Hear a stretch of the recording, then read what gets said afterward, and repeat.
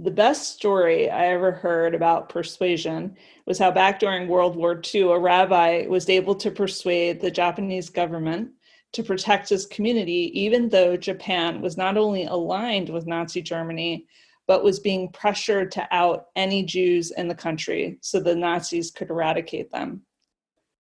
It was pretty brilliant.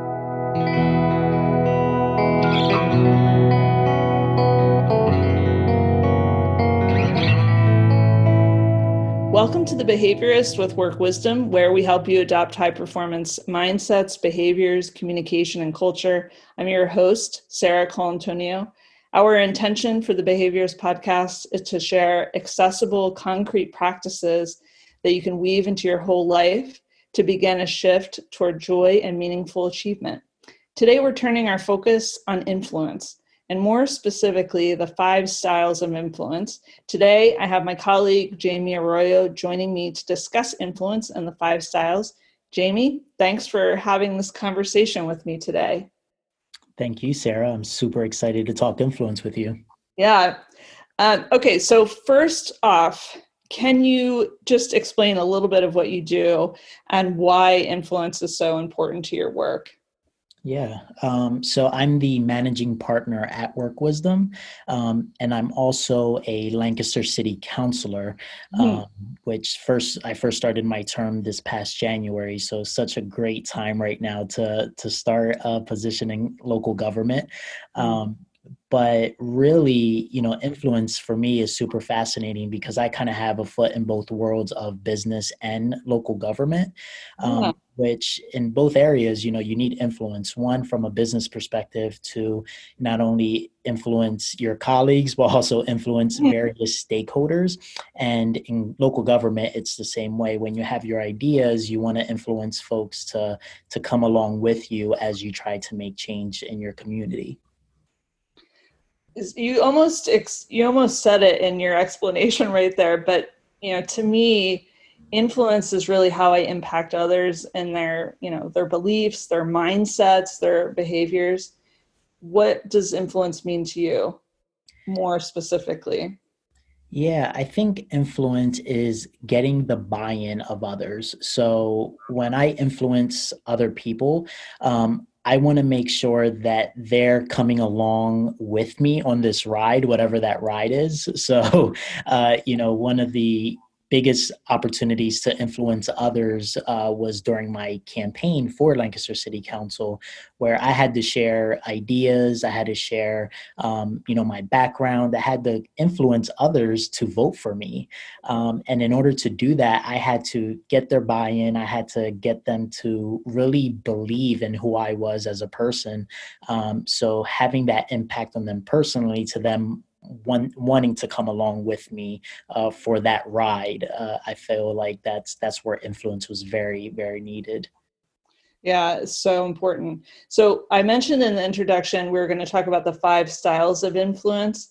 And, at Work Wisdom, we do offer a self-awareness leadership series, and it includes this assessment that helps gauge your influence style preferences, which you're kind of alluding to as you talk about what it was like campaigning. The first type is called rationalizing. And so this is where you use logic and reasoning to convince other people of your point of view. Can you give me an example of this that you see, or maybe how you use it? Yeah, so I had the opportunity to take this assessment, as we're both certified coaches in this area. So when I took this assessment, rationalizing was actually one of my lower usage pieces. However, I'm starting to find myself using it a little bit more and more. So rationalizing is when you use logic or more of an analysis when you're trying to influence others.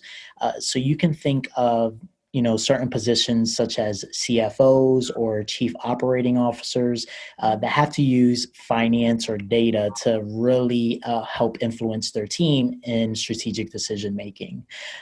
So they're coming from it, they're rationalizing the decisions that they make using logic and practicality. So for me, haven't too much been in a position to necessarily use rationalizing all the time. However, now as managing partner, there's a lot of decisions that need to be made using where our finances are, where data do we have to back that up, where are we going in the future, different things like that. But then also in city council, it's like, okay, what's the data saying? What do people what do the citizens want? So using that rationalizing helps with decision making in that sense. Yeah, so we're recording this during this quarantine period, and I was thinking that some of the persuasive messages that we're hearing about how to behave and practicing social distancing and things like that are backed up by rationalizing, right? Like, here's the data, here's the scientific explanation for why we need to behave the way we're being asked to behave. And it seems, at least for some of us, to be working pretty well. We need that sort of logic, not just tapping into, other types of like fear appeals or things like that, but we need to know the really good reasons for why we have to behave this way right now. So yeah, I mean, I think when I took the assessment, same thing.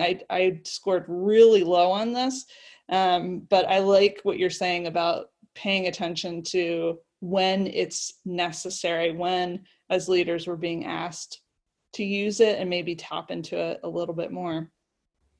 Absolutely. And you brought up a good example as far as what we're going now with this pandemic. Rationalization was really needed in order to convince people that, you should stay at home, right? Here's the data. Here's what's happening.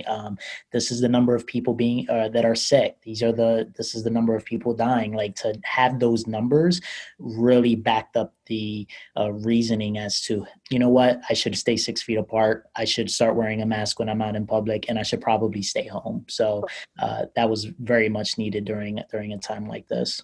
Yeah. So that's the first type. The second type is called asserting.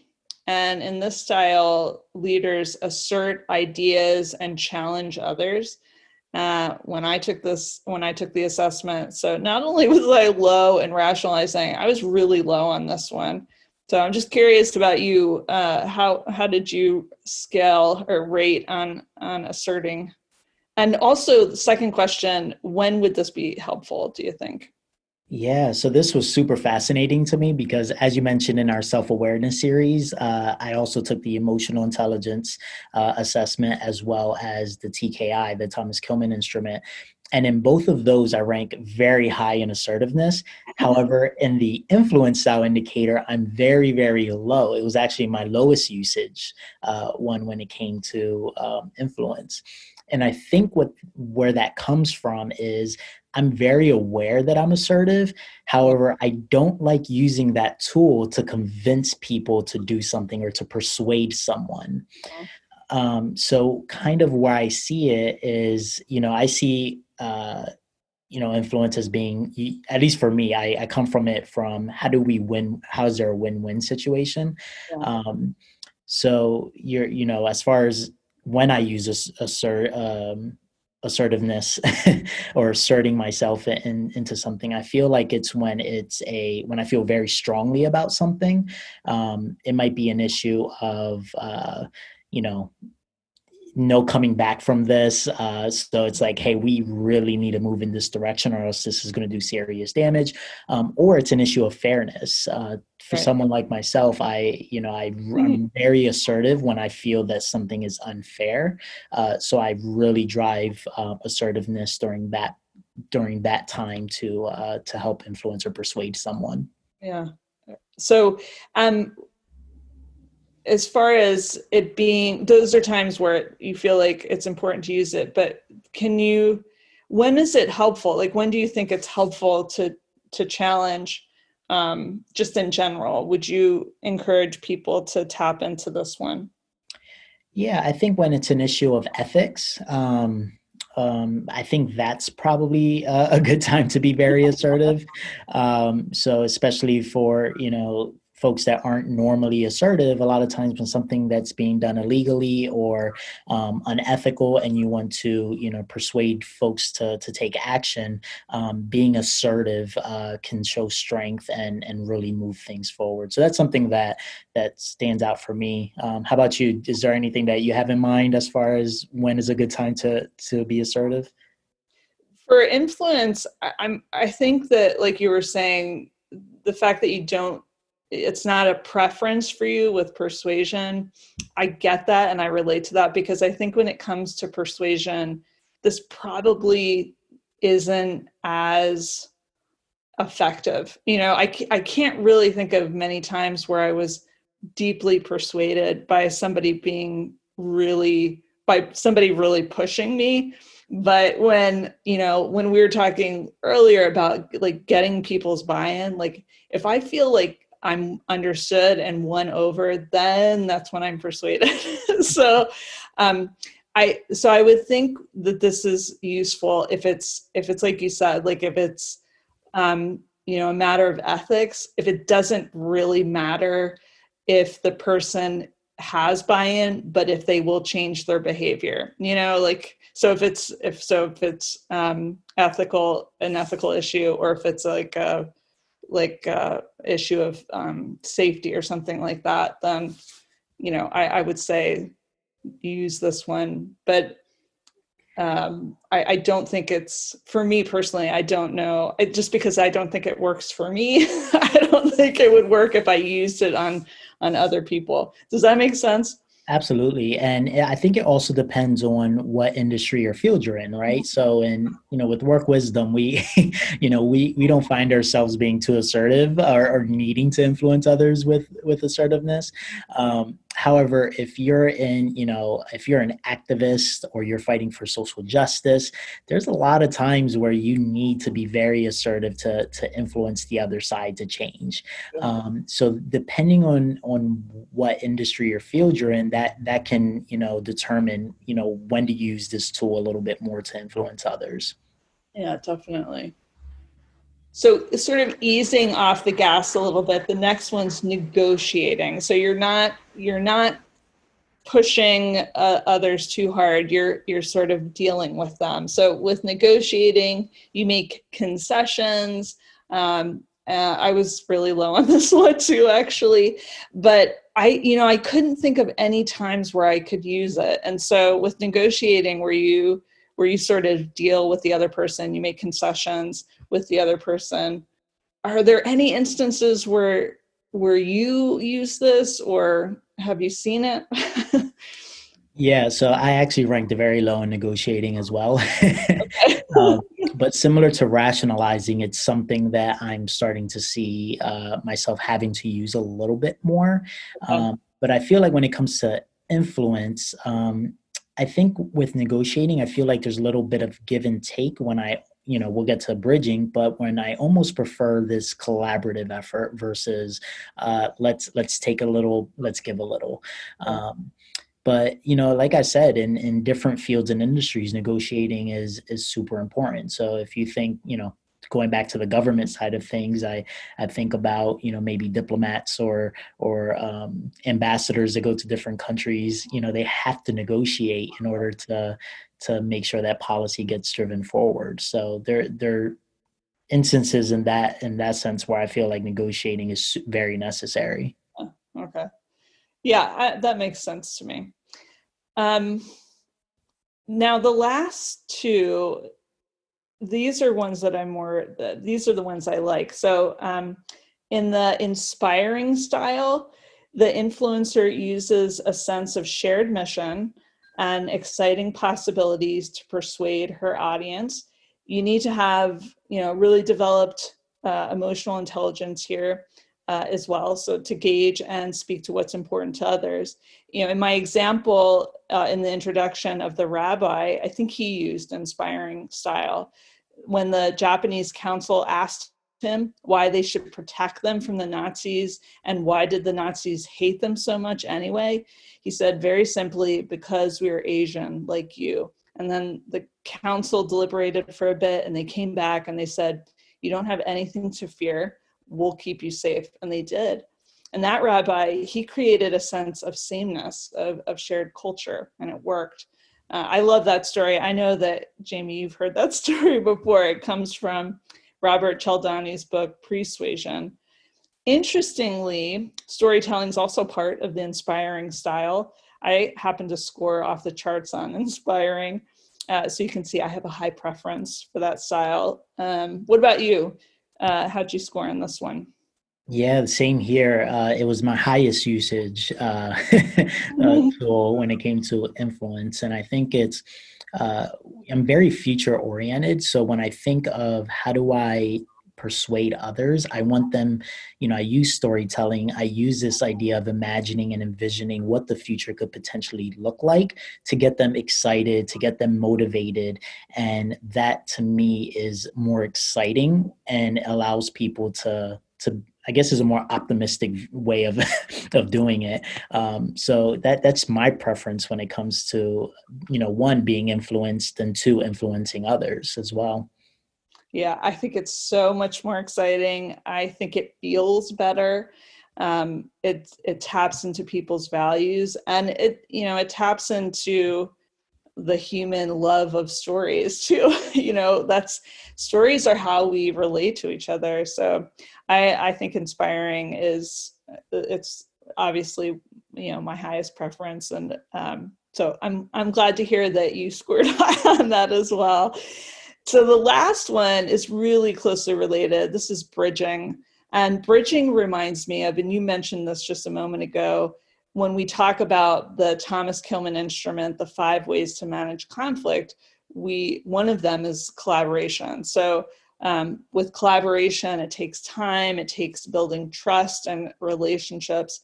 And it's very relatable to bridging. It's the same with this particular style. You want to, you need to take time building that trust in those relationships, hone your listening skills, building coalitions. So for this, what's important about this one to you? Yeah, so I also ranked high in bridging as well when it came to influence. And I think the reason is when it comes to influence, I think there's short term outcomes and then there's long term outcomes. And while the act of influence is good in both scenarios, I think when it comes to influencing for the long term, bridging and collaboration is going to allow you to continue to influence those people over time. So when you have collaboration, it allows for people to have buy-in. It allows people to give input, and it also allows a shared success and shared progress, rather it than it be one way. For example, in asserting, it's probably more one way rather than a collaborative effort. So that's why for me, bridging is super important, because I think more progress happens with more people involved at the same time. So you're bringing the community along with you. Yeah, I definitely agree with that. So with all of these different styles, I'm curious your take on this. I mean, this is, like I said before, something that we offer, this particular assessment. Why do you think it's helpful or beneficial for leaders to discern in themselves and in their teams what their preferences are? Yeah, so I think it's important as a leader to be influential and have influence, just because it's at the end of the day, all leaders are problem solvers. So in order to solve problems, you need to be able to build a team around you and have the team help you solve these problems. And being able to persuade them and influence them in a positive way and have positive impact is super important to solving those problems. So I feel like understanding which tools you're strong with, what tools you aren't so strong with, is important, and knowing what style you prefer is going to allow you to influence others more effectively. Yeah, I agree with that. I think that raising that awareness makes such a difference. Just knowing, okay, I lean heavily on these two, and like we were talking in the beginning, sometimes maybe rationalizing is important in a situation. Maybe using negotiating is important. So, yeah, I agree with you that awareness is really key. And if I can add too, when you think of leaders, CEOs, it's interesting to see where some of these styles fall sometimes with different positions. So as I mentioned, CFOs and COOs might be more rationalizing. You can probably imagine that more CEOs are more inspiring and bridging, right? They tell this story, they drive the vision of the organization. So understanding what your style is can really help determine, what is your value added to this team, and how can you help influence together with your colleagues. Yeah, that's really good. That's a really good point. Jamie, I'm so grateful to you for being part of this movement of helping world changers in the workplace to enhance their individual and collective team performance. Thank you, listeners, for downloading The Behaviorist. We hope you'll subscribe. Please reach out to us through our website, workwisdomllc.com, where you can enjoy Work Wisdom Press and productions, ask questions, and give suggestions of topics you'd like us to explore in future episodes. As is our custom, we'll leave you with a quote. There are two ways to influence human behavior. You can manipulate it, or you can inspire it. That's Simon Sinek.